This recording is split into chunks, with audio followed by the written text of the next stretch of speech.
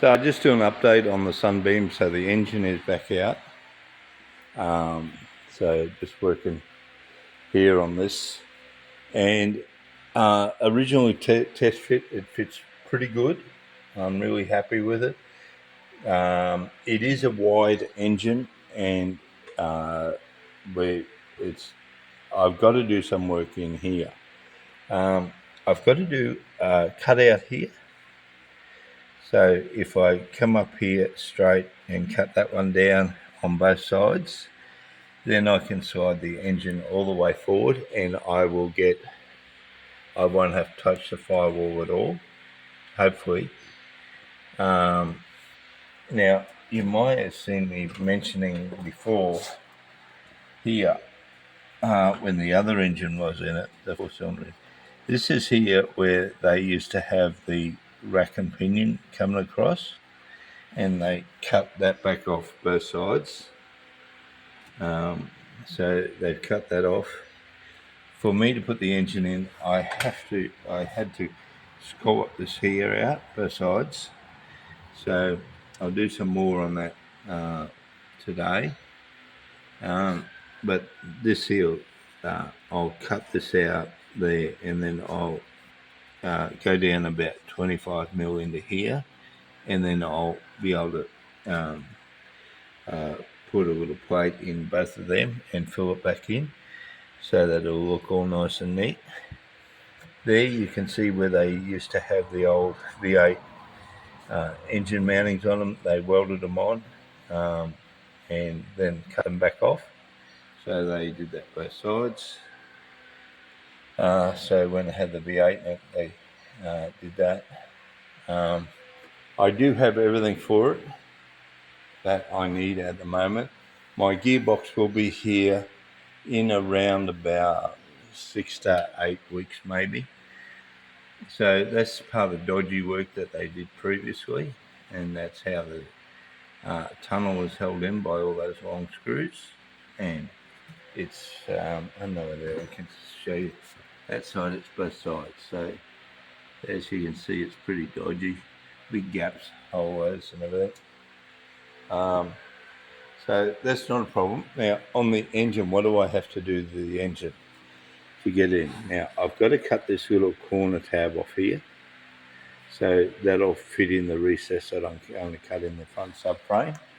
And on this side here, I've had to remove the bottom air conditioning mounting, so I just cut that back down and cut it off neat there. And everything fits in. The alternator will need to go in a different spot. With this oil filter adapter or the cooler adapter here, so I'll be plugging up these two holes here, and I'll probably leave the oil filter run down like that because it all fits in with it like that. If I need to, I can take the bolt or the threaded fitting out of there and put the threaded fitting in the top up here and put a shorty filter on. The only thing is that with the extractors that I've got to build the headers for it, I need to play around with that a little bit. And the other thing I noticed on these here is that how much, I'll just grab a screwdriver. Excuse me for a bit. This here, how much extra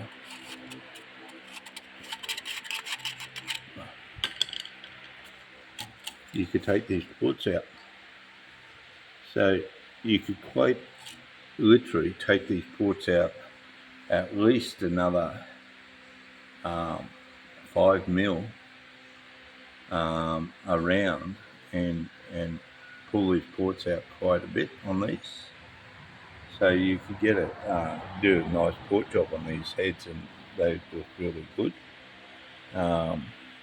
So that may end up getting done yet. I've got to make the headers for it because the shorties and the longs at the that go on the Mustangs don't fit in this. That's as simple as that. The Mustangs are a lot wider than this car here. So that's where we're up to at the moment. There's a fair bit to do on this.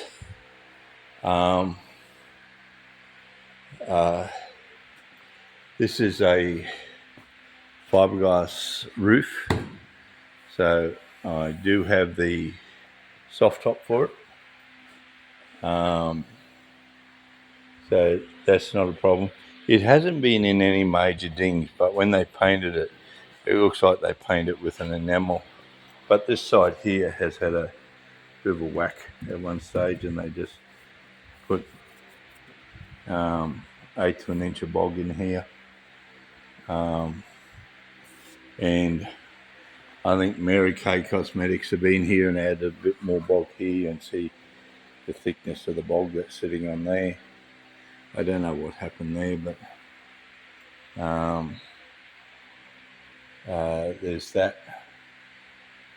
Other than that, everything else is looking all right. I think there might have been some grills in there, and they've taken the grills out. But it'll come up all right.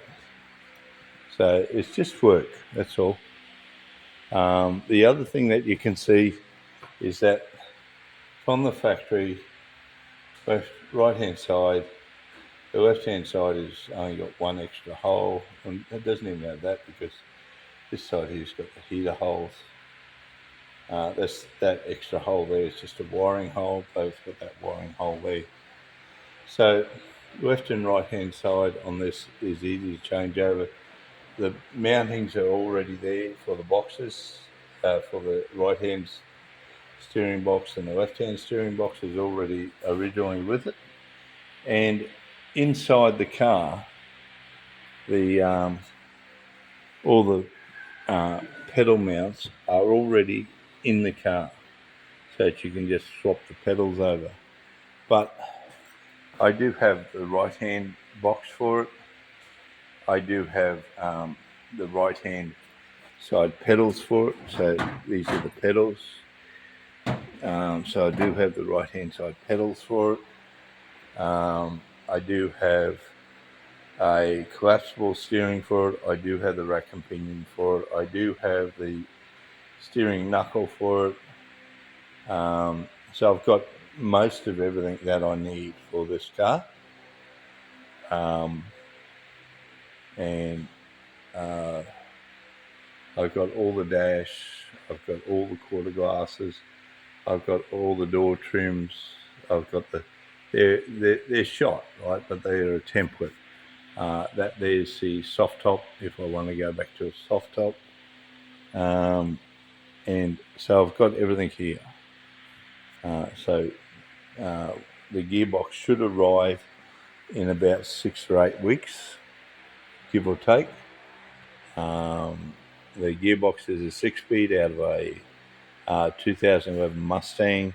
It's a Getrag box, which is good enough for this. It's a light car, so there's not a lot of load on it. And I'm really excited about doing this car. And I think it'll be good. If anyone recognises the prancing horse from Golden Fleece on the car, and you know any history of the car, please get in contact with me. You might have some previous photos of it, or know the history of this little car when it was in America. Cheers.